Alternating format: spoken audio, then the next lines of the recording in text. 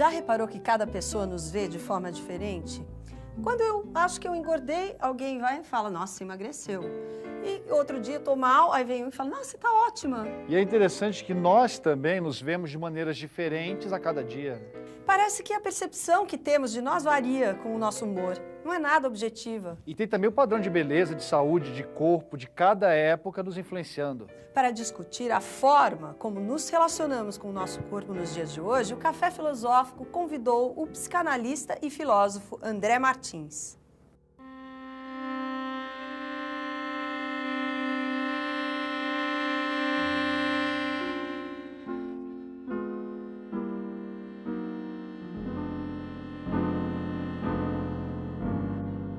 O que é o corpo, como a gente pode pensar o corpo, o que é a saúde. E eu vou começar a situar esse percurso no início da filosofia ocidental, na República de Platão. Platão e o seu personagem Sócrates, né,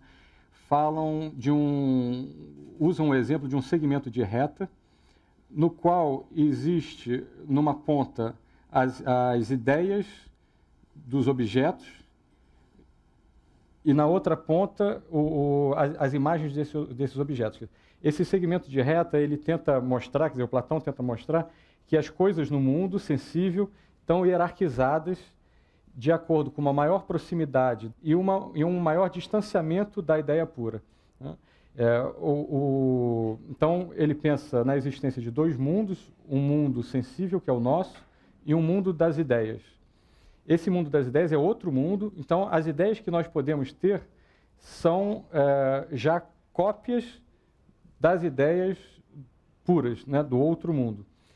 E essas ideias puras são concebidas por Platão como as ideias verdadeiras.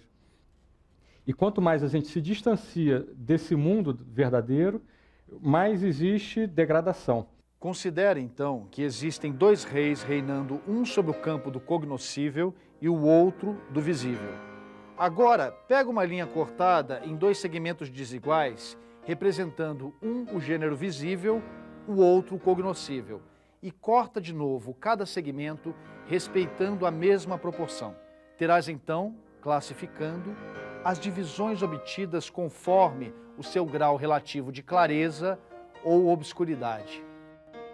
Embora ele não seja o primeiro na história a colocar as coisas dessa maneira, é um texto que é um marco de uma depreciação do corpo. Num outro livro do Platão, no Fédon, ele, ainda com Sócrates, ele afirma ideias que são extremamente familiares para a gente até hoje, sobretudo pela via da religião, como, por exemplo, o corpo como uma prisão da alma, ou o corpo como um obstáculo para a alma não só conhecer o bem, como também conhecer e fazer o bem, como também para a felicidade. Descartes, já no século XVII, ele retomou, de alguma maneira, né, essa dicotomia corpo e alma, ou corpo e mente, pensando o corpo humano como uma máquina, né?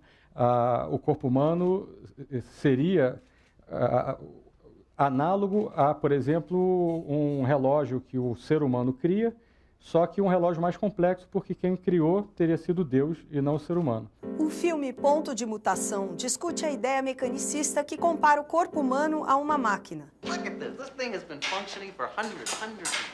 I sometimes think that this clock, this machine, is what constitutes humanity's first real break from the world of nature. The clock did much more than that. It became the model of the cosmos. And then they mistook the model for the real thing. People got the idea that nature was just a giant clock, not a living organism, but a machine. As if nature functioned like a clock. You take it apart, reduce it to a number of small, simple pieces, easy to understand, analyze them, put them all back together again, and then you understand the whole. Isn't that what's known as scientific thinking, Miss Hoffman? Really? What you call the mechanistic view, isn't that what the scientific method's all about? Is it? You are right in a sense. But it wasn't always so. Not before Descartes. He made the clock into a central metaphor. He said, I consider the human body as nothing but a machine. It worked, didn't it? So successfully that scientists came to believe that all living things, plants, animals, us, are nothing but machines, and that's the fallacy. A alma sendo sempre vista, portanto, como uma outra substância que não a do corpo, né? Então, o primeiro ponto para a gente marcar é essa separação e dicotomia entre corpo e alma, ou corpo e mente, e não só uma separação, como uma depreciação do corpo e uma valorização da alma, da mente, da razão. Essa dicotomia, que a gente poderia chamar também de natureza-cultura, né, ela vai valer não só para o corpo e a alma humanas, mas para o mundo de uma forma geral. Então, vai haver uma depreciação, um menosprezo para o que diz respeito à natureza, historicamente, e uma valorização da ação do homem sobre a natureza.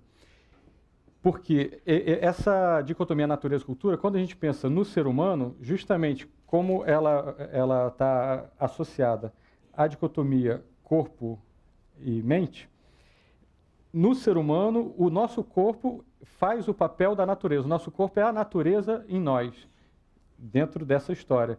E a nossa mente seria o que haveria de propriamente divino e propriamente humano. O que caracterizou o percurso da nossa história, né, dita ocidental, foi esse projeto de uma submissão da natureza ao ser humano, mas ao ser humano entendido como uma alma, uma mente, ou uma razão que infelizmente tem um corpo.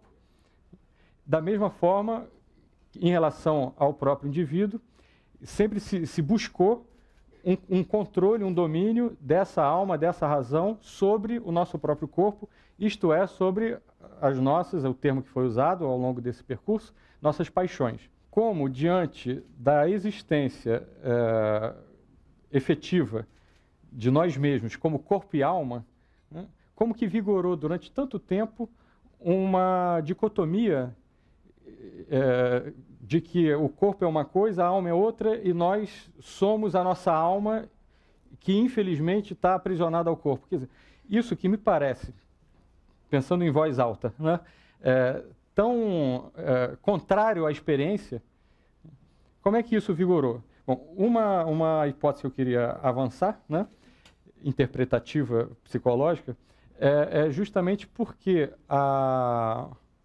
essa divisão nos dá uma sensação, dá ao homem, né, e a cada um de nós, uma sensação de um controle maior sobre aquilo que nós não podemos controlar. Criar essa ficção de que essa dificuldade, ela se deve ao meu corpo, mas que existe uma essência imaterial, inteligível, que não participa dessa dificuldade e que ela pode buscar uma solução pura, teórica, racional para os problemas encontrados pela vida real, né? Então, me parece assim que essa dicotomia, ela vigorou durante muito tempo por responder em relação aos indivíduos, né, por poder dar uma resposta consoladora para uma dificuldade de lidar com a vida, com a natureza, com o imprevisível, também com a finitude, com a dor, etc. Essa ficção, se por um lado ela aplaca, ameniza um pouco nossas angústias, enfim, nossas preocupações em relação ao devir, ao mundo, às interações efetivas, né, da vida, por outro lado, ela agrava o problema, porque justamente ela não permite que a gente compreenda o que está se passando na vida, né, e nos nossos afetos, para, ao entender melhor o que se passa, poder reagir e se afetar melhor, né? Ao fazer essa proposta de uma perfeição somente ideal, ela acaba não só fazendo com que o que nos escape ainda mais, porque essa solução ela é fictícia, né? Como ela faz com que a vida que existe acabe sendo ela própria depreciada.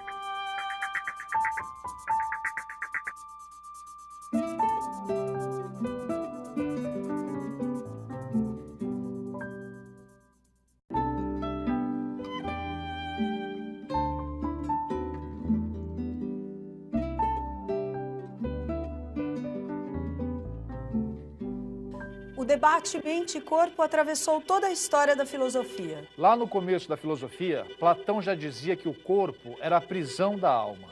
Enquanto tivermos corpo e nossa alma se encontrar atolada em sua corrupção, jamais poderemos alcançar a verdade que almejamos. Depois veio Descartes, declarando que basta pensar para existir. Compreendi que eu era uma substância cuja essência ou natureza consiste apenas no pensar e que para ser não depende de qualquer coisa material. Já Nietzsche tinha uma opinião bem diferente. Tudo é corpo e nada mais. A alma é apenas o nome de qualquer coisa do corpo. Há mais razão no teu corpo do que na tua melhor sabedoria. A continuação deste debate sobre mente e corpo você assiste agora com o filósofo André Martins. No século XX, começou a ocorrer o que foi chamado de crise da razão e crise da ciência. Né? E por quê? Foi por um resultado social e histórico dessa própria visão de mundo contrária à natureza. Por exemplo, quando no início do século XX o Titanic afundou, né? Que hoje em dia, enfim, parece que é só um tema de filme ou uma coisa, mas na época foi uma coisa que abalou muito as pessoas, né? Mas abalou justamente por quê? Porque era, simbolicamente, era o poderio do homem contra a natureza, o controle do homem sobre a natureza, se mostrando falho. Mais do que isso, por exemplo, obviamente, as guerras.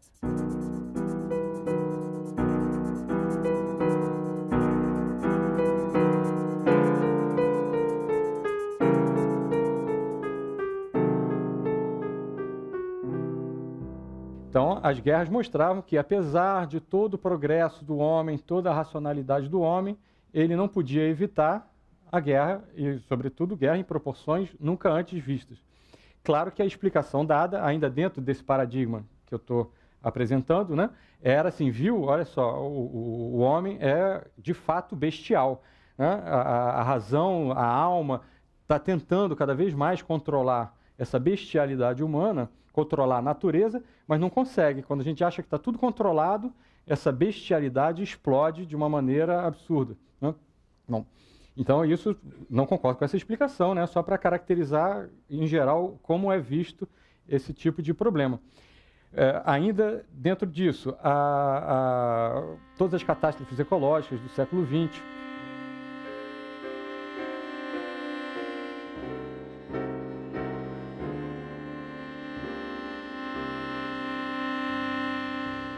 então, isso faz um quadro de problemas efetivos, históricos, que colocaram, de alguma maneira, o sucesso da razão e da ciência em xeque. Né? Então, para a gente entender melhor isso, aí vou voltar um pouquinho para o século XIX. No século XIX, o Laplace é autor de um texto, e dentro desse texto, de um trecho célebre do chamado determinismo universal, onde ele dizia mais ou menos assim, que se fosse possível algum ser conhecer todos os elementos que constituem o presente e todas as leis que regem esses elementos, esse ser poderia prever o futuro. Acho que deu para entender. Se eu conheço tudo que está em relação no presente e a regra, as leis dessas relações, bom, eu posso prever o futuro. Aí ele fala, isso só é possível para Deus. Porém, aí ele diz, porém, o homem, com a sua ciência, com a física, a astronomia, porque era o auge, né, do progresso científico, está próximo disso. Então, sempre essa ideia, justamente, de que o homem, com a ciência, estava se aproximando de Deus dentro desse projeto de controle da natureza,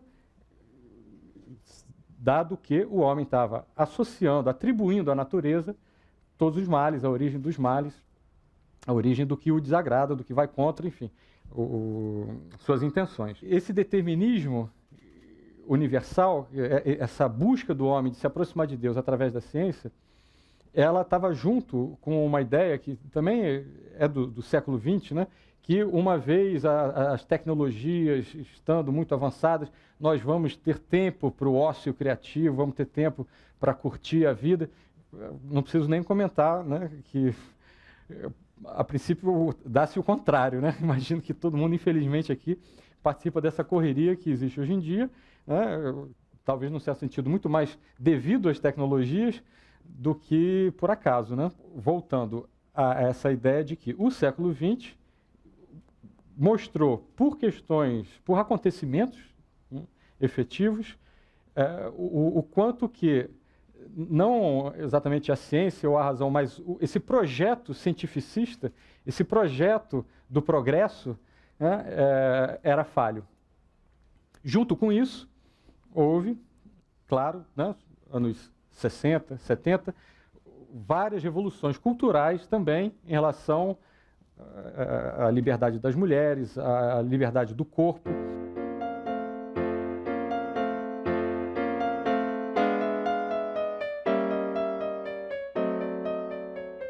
Todas essas revoluções que contribuíram de maneira muito forte para o que a gente tem na contemporaneidade, né? Essa transgressão desse meados do século XX, num certo sentido, a gente não vê mais hoje, né? Mas a gente, de alguma maneira, o culto ao corpo e o culto à saúde que a gente vê hoje, que a gente tem hoje, certamente não existiriam se não tivesse havido essas revoluções culturais e sociais e, junto com isso, essa crise da razão e da ciência de uma maneira geral. Hoje, quando a gente pensa em culto ao corpo, não é o culto ao nosso corpo real, efetivo, né? Esse culto ao corpo é o culto a uma ideia de corpo. Quando a gente pensa num corpo ideal ou numa saúde ideal, a gente não está pensando o corpo real, efetivo, nem a saúde real da experiência. A gente está pensando uma ideia de corpo, uma ideia de saúde. Então, é importante frisar isso, que é um paradoxo, né? Ou, se a gente quiser, uma contradição, porque, de fato, esse culto ao corpo é ainda, se a gente quiser falar dessa maneira, né, um platonismo. Só que, ao invés da ideia perfeita ser uma ideia pura, ou da ideia perfeita estar tendo como objeto, enfim, o próprio mundo inteligível, ou como em Kant, uma busca de uma razão pura, de uma verdade da própria lógica formal da razão, não, agora o que a gente tem é uma ideia do que seja o corpo perfeito, uma ideia do que seja a saúde perfeita, uma ideia do que seja a felicidade perfeita. Então, ao buscar atingir esses ideais, a gente se afasta da felicidade real, que pode ser vivida, a gente se afasta do corpo que a gente tem, né? A gente se afasta da saúde que a gente pode ter.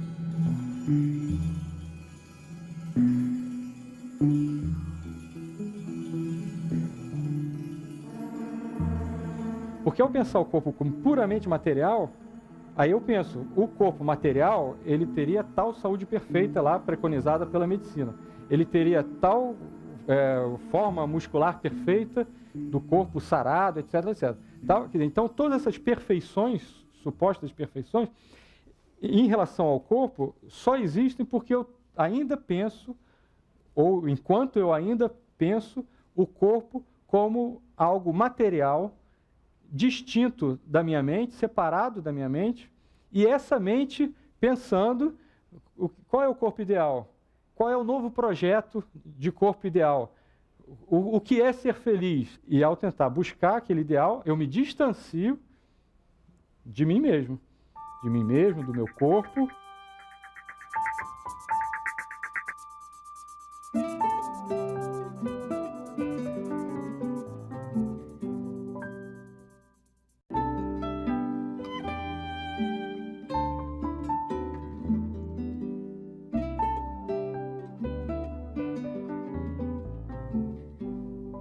Pneumologista, nefrologista, oftalmologista, em quantas partes a medicina consegue dividir o nosso corpo? E com essa história de ter um especialista para cada problema, nós também aprendemos a nos ver por partes. Fica até difícil de enxergar o todo. A gente olha só para os sintomas localizados, sem fazer relação com o equilíbrio geral do nosso corpo. E o problema também é que a gente vai ao médico para procurar a doença, ao invés de ir para cuidar da nossa saúde. Claude Bernard, do século XIX, ele começou a publicar os textos principais dele em 1865. O Claude Bernard, ele surge num momento em que a medicina se calcava numa dicotomia correlata à dicotomia corpo e alma, que era de pensar o corpo como uma máquina, tal como Descartes tinha proposto, e pensar a alma tal como na tradição não só platônica, como cristã, né? Que seria o quê? A alma como um princípio imaterial que rege o corpo. O que autores anglo-saxões chamaram, né, de o fantasma da máquina, né? Quer dizer, tem uma alma ali guiando a máquina. O Claude Bernard se contrapôs a isso. Então, o corpo não estava mais sendo pensado exatamente como uma máquina, estava sendo pensado como um corpo fisiológico que teria, portanto, uma normalidade de funcionamento, e as doenças se deveriam a uma anormalidade, a uma disfunção dessa normalidade funcional fisiológica. De modo que a saúde, ela passou a ser concebida como correspondendo a um bom funcionamento fisiológico. Bom, essa proposta, essa definição do Claude Bernard gerou, é a proposta que permanece vigente até hoje, em grande parte na medicina, através do que é chamado definição negativa da saúde. A definição negativa da saúde, como todos, assim, de algum modo, certamente já ouviram falar, que é uma ideia familiar, é a de que a saúde é a ausência de doença. Se a saúde é um bom funcionamento fisiológico e a doença é um mau funcionamento fisiológico, a medicina tem que se ocupar com o quê? Com o conserto da máquina. Então, o papel da medicina é consertar o problema fisiológico. Essa ideia, né, ela, portanto, mistura, né, se a gente quiser usar o termo, confunde normalidade e saúde. E ao confundir normalidade e saúde, vou falar uma coisa que infelizmente deve ser familiar a todos, né? A saúde, enquanto normalidade e norma padrão, ela acaba servindo, tendo uma serventia, um uso, enfim, um efeito moral sobre todos nós. Né? Porque se você ser saudável não é mais você ser saudável, digamos, em termos de experiência da saúde, mas sim adequar-se à norma, você tem que se submeter a essa verdade externa. Eu quero ser saudável, eu tenho que então estar, por exemplo, na média. Então eu tenho que me submeter a essa média e ao que é necessário para que eu me enquadre nessa média. No conto O Alienista, o Dr. Simão Bacamarte tenta estabelecer os limites entre a normalidade e a doença. A saúde da alma, bradou ele, é a ocupação mais digna do médico. Demarquemos definitivamente os limites da razão e da loucura. A razão é o perfeito equilíbrio de todas as faculdades. Fora daí, insânia, insânia e só insânia. Daí em diante foi uma coleta desenfreada. Tudo era loucura. Os cultores de enigmas, os fabricantes de charadas, de anagramas, os maldizentes, os curiosos da vida alheia. Ninguém escapava aos emissários do alienista. A gente pode pensar outro ponto importante na medicina atual, que é a ideia de risco, né? O risco de uma alteração fisiológica. Tal conduta, tal atividade, etc., faz com que eu corra o risco de uma alteração fisiológica. Também a ideia de uma redução da prevenção, da medicina preventiva, à simples medicalização precoce ou intervenção precoce. Existe estatisticamente indicado que tal presença de tal funcionamento fisiológico no meu corpo, pela estatística, abre uma probabilidade ou uma possibilidade de eu contrair daqui a 30 anos tal doença. Bom, aí eu vou fazer uma prevenção medicamentosa, uma prevenção cirúrgica, enfim. Então, uma redução da prevenção, mais uma vez, ao ataque à doença, né? Então, saúde como ausência de doença, buscar saúde significa combater doença. Uma desvalorização da clínica médica e da anamnese.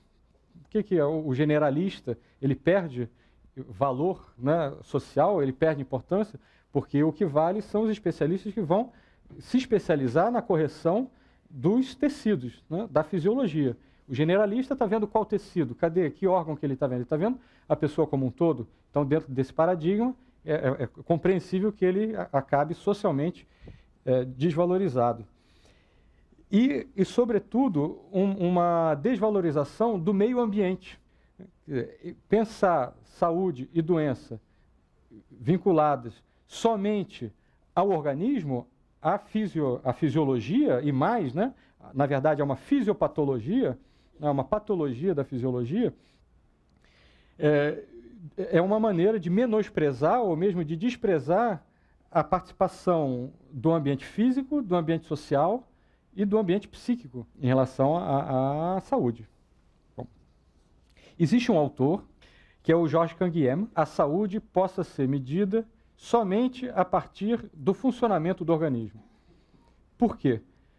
Porque, então, ele vai dissociar essas duas ideias que o Bernard associou, um organismo ser normal, ou estar dentro da normalidade, ainda que dentro de uma normalidade biológica, isso não significa que ele seja saudável, porque a saúde não é do organismo. Não existe um fígado saudável, existe uma pessoa saudável. A saúde é do indivíduo, tomado na sua totalidade real, existente. Então, a saúde é a relação dessas normas biológicas com o meio ambiente. Então, a saúde, ela é uma saúde da pessoa na experiência de vida dela, né? Bom, ou seja, a partir disso, o Canguilhem vai propor um conceito para a gente pensar saúde, que é de normatividade. Isto é, da nossa capacidade, maior ou menor, normativa. Nossa capacidade de criar normas,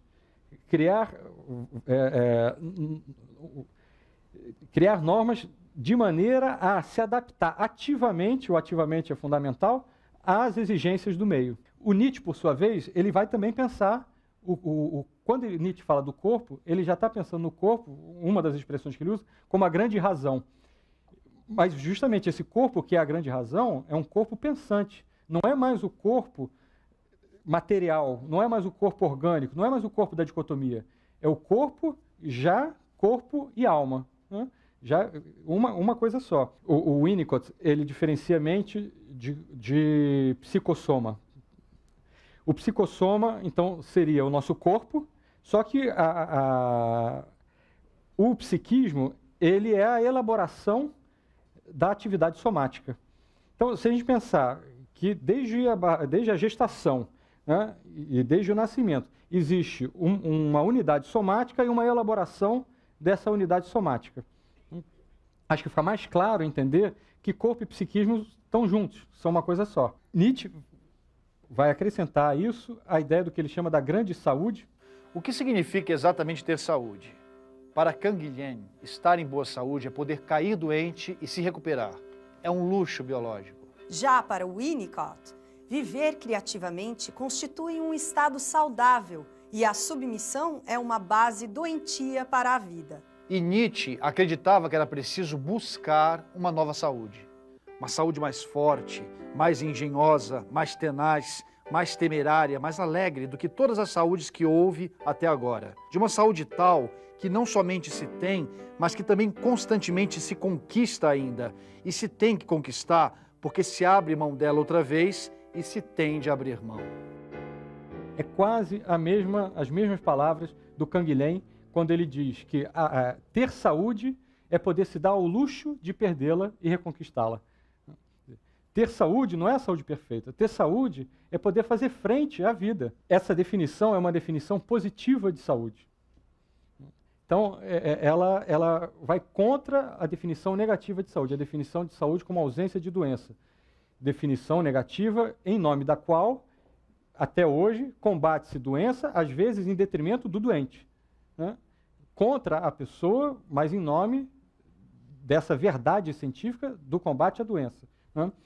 Se a gente pensa uma definição positiva de saúde, isso significa que a saúde, evidentemente, não pode mais ser só objeto da medicina.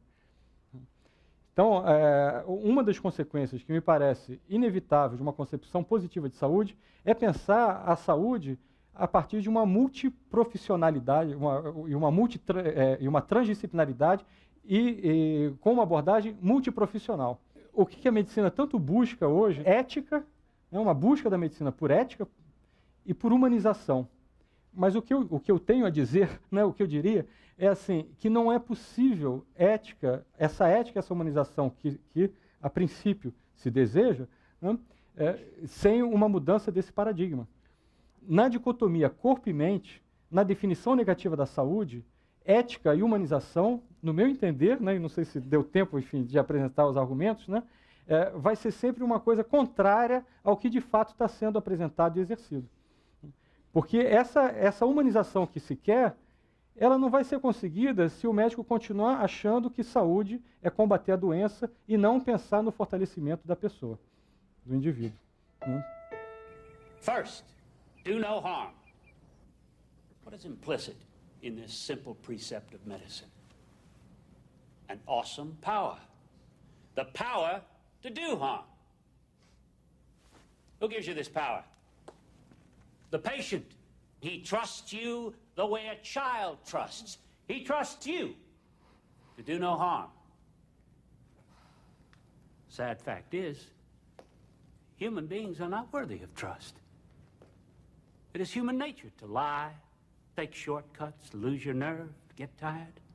It is our mission here to rigorously and ruthlessly train the humanity out of you and make you into something better. We're gonna make doctors out of you.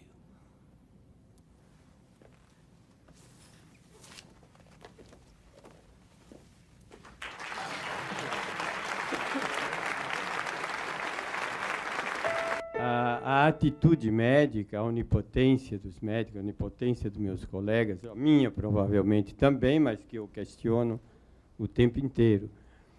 E, então, comentar sobre isso parece um ponto fundamental, porque isso está meio em crise, inclusive nos trabalhos em relação ao pessoal de enfermagem, na saúde mental onde eu trabalho, o pessoal da psicologia clínica, o pessoal que trabalha na saúde mental. Né? A onipotência do médico. É uma herança, né, dessa onipotência, que o médico está só encarnando essa onipotência do homem diante da natureza e do seu próprio corpo. Né? E isso é fruto dessa história que eu tentei, né, bem abreviadamente apresentar. E vem essa questão assim, de pensar, poxa, mas aí eu, enquanto médico, tenho que dar conta da psicanálise, enfim, da psicologia, ou entender um pouco de tudo. Assim, sim e não, tem que mudar essa forma de entender. E eu acho que a ênfase é não pensar mais a saúde como ligada somente à fisiologia, inclusive para poder encaminhar para outros profissionais de saúde, fazer equipes multidisciplinares e transdisciplinares. Né? Isso já é abrir mão dessa onipotência. É preciso ter a ousadia, né, diante do quadro atual, de pensar uma definição positiva e assumir isso. A saúde ser vista como a ausência de doença, isso favorece a indústria farmacêutica, a indústria de biotecnologia, não tem dúvida. Né? Então, quer dizer, até quando vai se ficar alimentando essa farsa, né, para usar os termos que me vêm à cabeça, bem livremente, né, em detrimento do que, a princípio, se propõe tratar, que é da saúde.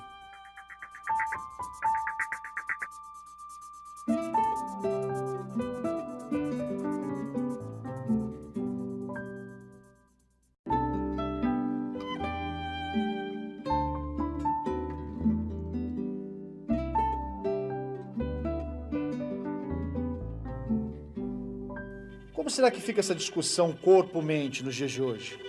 Por um lado, temos a valorização excessiva da beleza, da saúde dos corpos. Todos os dias somos bombardeados com revistas, propagandas, pesquisas que anunciam tratamentos estéticos sofisticadíssimos e trazem receitas para uma vida longa e saudável. Por outro lado, nesta era de grandes avanços científicos e tecnológicos, as nossas habilidades intelectuais também são bastante valorizadas.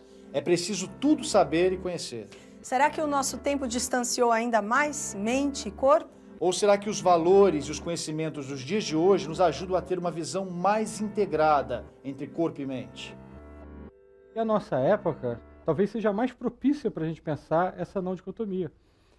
Porque justamente a gente vem de 2000 anos de cultura de dicotomia corpo e mente. Por um lado, isso dá um grande hábito, né? Assim, uma grande familiaridade com essa estranhíssima proposta de que o corpo é uma coisa e a mente ou a alma é outra, né? Então, isso que é muito estranho, soa familiar porque faz 2000 anos que se repete, né?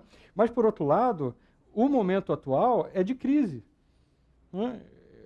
A partir, no mínimo, do século XX, ou mesmo do século XIX, né? Esse modelo milenar ele vem sendo posto em crise. E na contemporaneidade, então isso aqui é o interessante, né, de pensar isso na contemporaneidade, existe essa valorização do corpo. E não é só a valorização do corpo ideal. Toda a questão ecológica, desenvolvimento sustentável, essa atenção à atividade física, a um corpo saudável, isso já aponta para uma predisposição a se entender esse corpo da experiência, esse corpo real. Né? O que seria esse corpo e mente, ou esse corpo-psiquismo sem essa separação? É a gente buscar se sentir bem. Né? Simples assim. Né?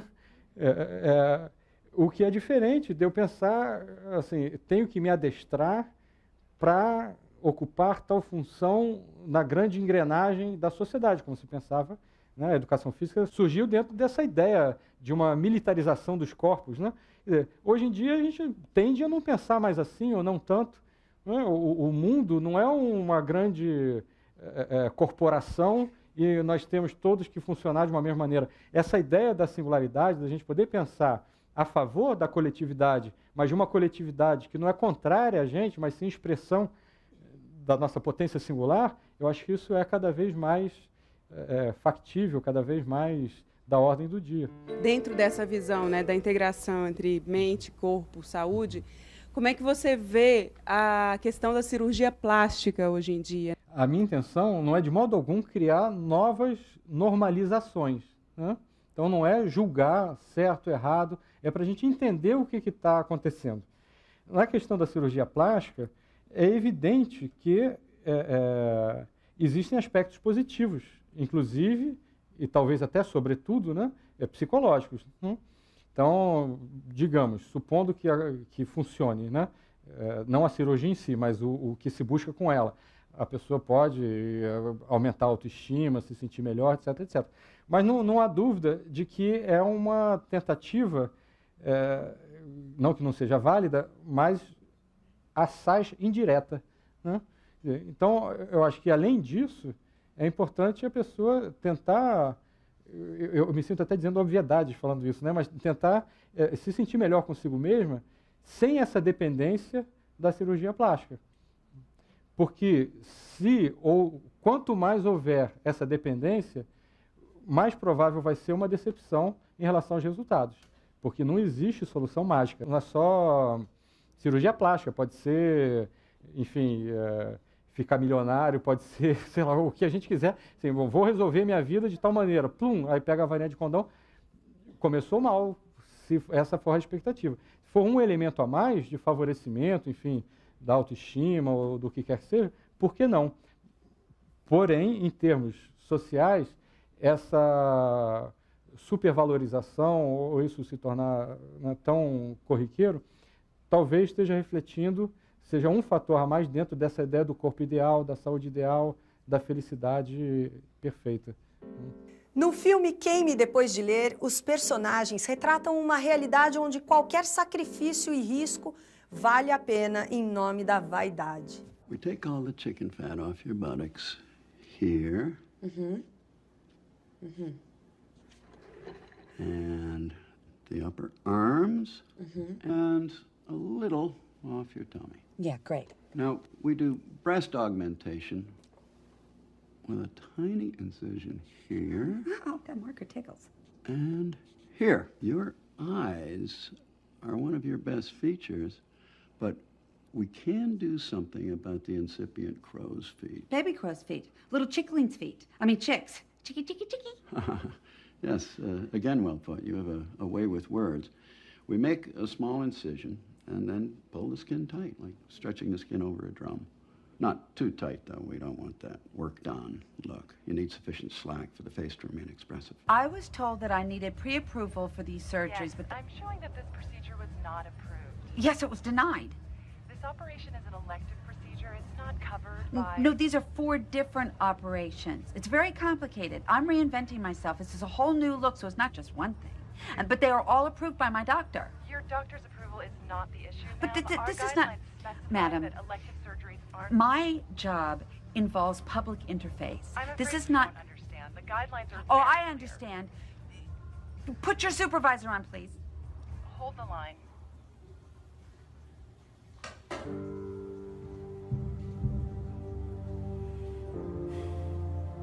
Hoje em dia, justamente, existe assim, um tal culto à juventude. Por quê? Porque a juventude estaria mais próximo desse ideal, desse mundo das ideias neoplatônico, contemporâneo, né, do corpo ideal, da saúde ideal, da felicidade ideal, né, que a velhice ela não tem como se aproximar disso. Né? E, no entanto, é um fato.